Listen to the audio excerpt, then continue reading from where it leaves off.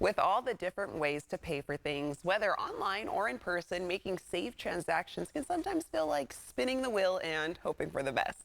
When it comes to our money, we don't want to feel like we're throwing caution to the wind. School's First Federal Credit Union is here to help us figure out safer approaches for making secure transitions.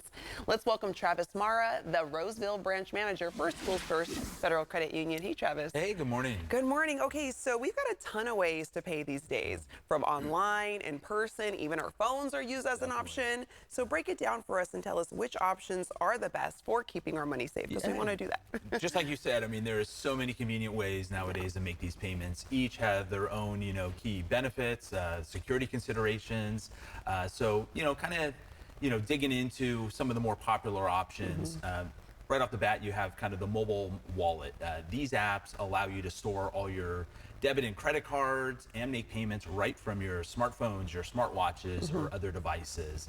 Another common one is the peer-to-peer apps. This is where you send money directly. This is very helpful for, if I'm splitting bills after restaurants, if I need to pay my rent, or sending money to family and friends. And then we have the good old traditional, your debit and credit cards, the most common electronic forms of payments. With credit cards, you're able to borrow up to a approved limit. With debit cards, that money comes directly out of that linked bank account. Yeah, so like you mentioned, so many options. So let's kind of break down some of them, starting with mobile wallets. The first one you mentioned, super convenient. What's the lowdown on using them, and should we give them a try? Yeah, the beauty of them is they basically act as like a virtual copy of your physical wallet, storing all of your cards right there on your phone. And so the key kind of benefit of it is convenience. You are able to make all your payments without needing that physical card. So if I'm shopping online, in person, or even on apps, I don't gotta dig through my wallet and see where is that. I can just pay directly through the phone. So that makes checkout so much easier. We're always you don't want to be that person in line holding up the line. Yeah, no. Exactly. The other thing is a lot of the mobile apps allow you to transfer directly to family or friends. So that makes it super easy, again, for splitting those bills, which are all going out, as well as for gifts. Security, on the other hand, is another huge benefit of it. It's much more secure than traditional other payments. So instead of having to swipe my card at a cash register, where potentially my card information or my account information could be intercepted by hackers, mobile wallets use what's called tokenization, where a unique random number is assigned, kind of a token, and that fills in for the physical card. So even if that transaction were to be compromised, they don't have access to your actual physical account information.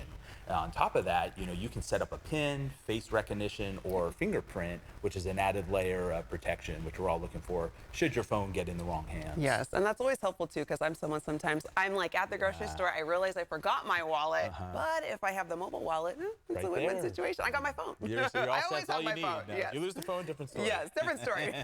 Okay, so speaking of ease of use and security, how about peer-to-peer or P2P transaction apps? Yeah, that's very similar to the mobile app. It is a way of transferring funds from a linked, bank account or a debit or credit account. Most of these P2P apps, the funds are transferred immediately. However, some of those apps can take 1 to 3 days for the recipient to receive it. Another thing with that is there's generally no fees for these transactions. However, if you do want that money immediately, you may pay some small processing fees. So that makes these apps very convenient, perfect for sending funds to people we know, friends, family, even your babysitter. However, other transactions may not be the right fit for it. That would be if we are purchasing goods, services from either a vendor or people we may not know. You may not want to use it because you don't have all the protections that some other payment options have. So should you come into an incident, a dispute, or an unauthorized transaction, you may have a very difficult time getting that funds back, which is why we recommend linking a credit card to those apps, just because that's an added layer of protection.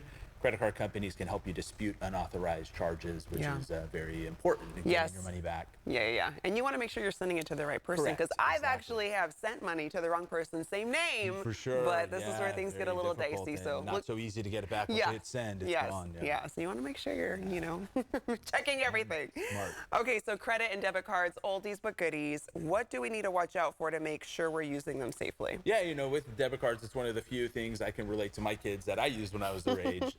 But they are very convenient for transactions instead of having to pay cash. But to your point, we want to be very mindful when using the PIN. That's the personal identification number on it.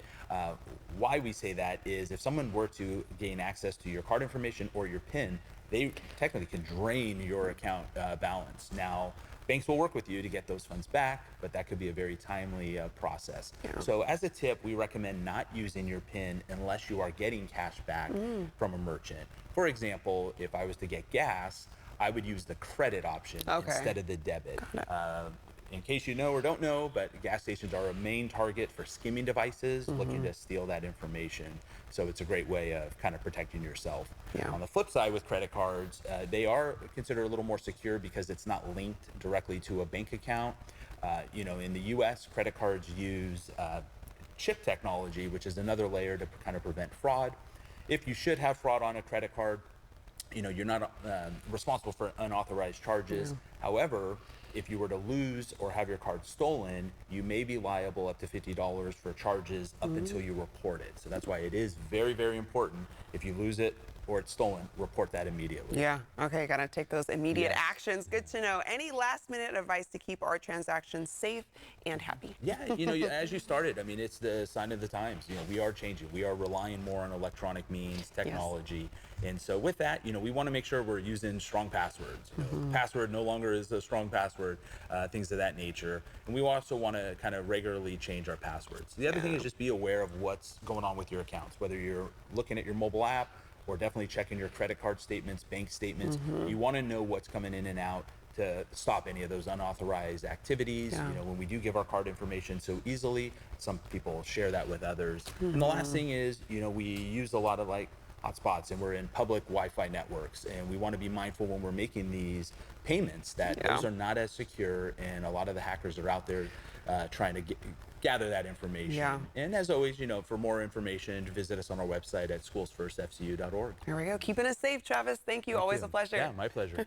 All right, to our viewers, you can visit one of the many Schools First Federal Credit Union branch locations as seen on the screen. And you can find out more online, like Travis mentioned, by going to schoolsfirstfcu.org.